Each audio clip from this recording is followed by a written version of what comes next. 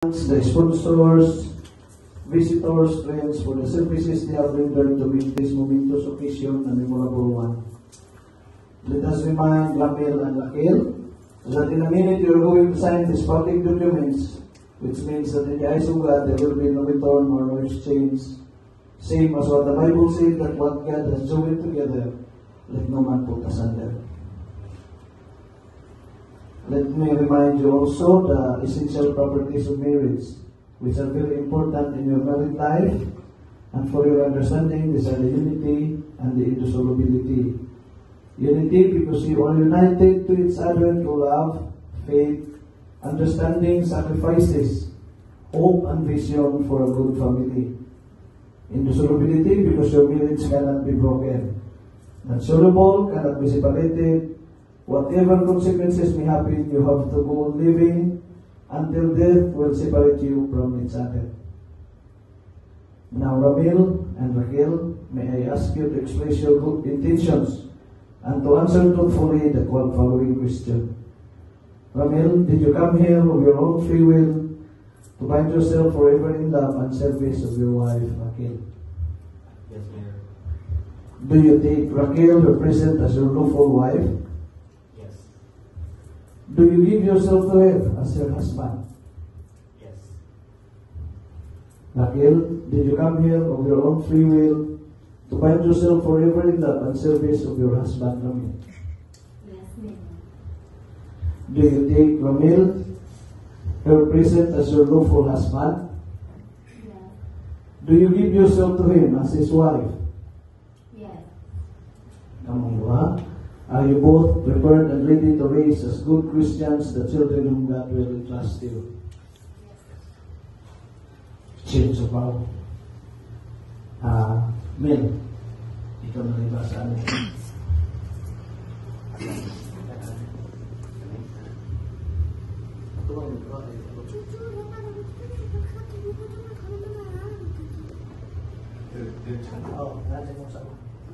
Me, before God and His people gathered here today, I'll take you as my wife.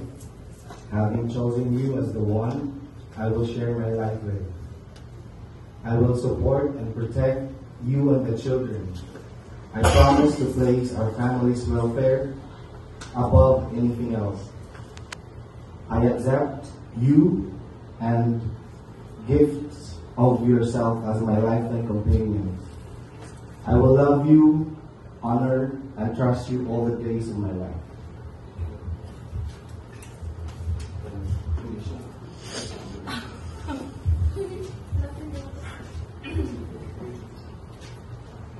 Ram, I take you to be my husband. I promise to love, trust, and respect you as my husband. I cannot promise you a life free of problems because there will always be difficulties, but let us work out things together. Let this love may not just manifestation, but real love that is not selfish, but ready to sacrifice no matter how much, no matter how long, for your own good and that for our children.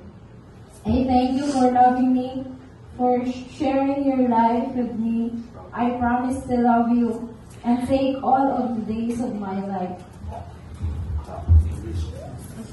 Click si RK.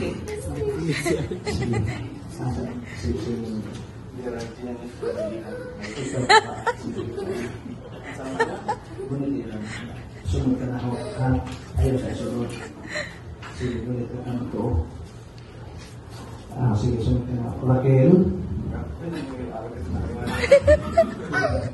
Wear this ring as a symbol of my love and faithfulness. As I place it on your finger,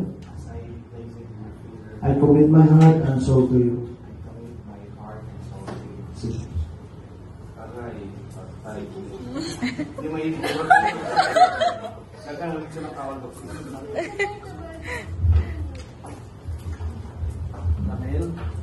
Ramil, I will forever wear this ring I will forever wear this ring as a sign of my commitment as a sign of my commitment and desire and desire of my heart.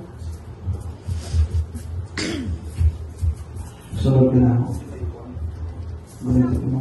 Lamel, wear this ring as a symbol of my love and faithfulness. As I place it on your finger, I commit my heart and soul to you.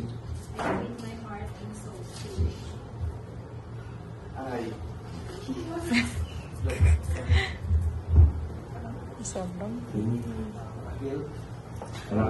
Raquel, I will forever wear this ring As a sign of my commitment as a sign of my commitment and the desire. and the desire of my heart. Mga sita. Now, Ramil and Raquel, placing these vows together. Sunod mo na kung ito, ha?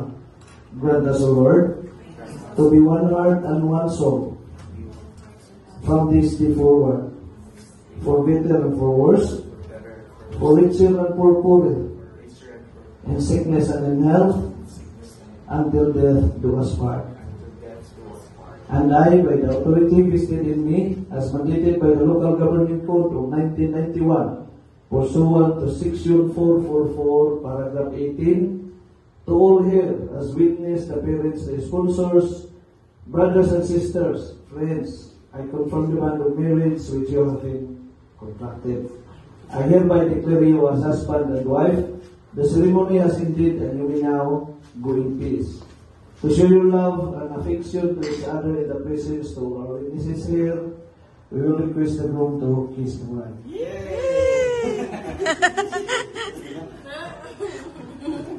Kami counting.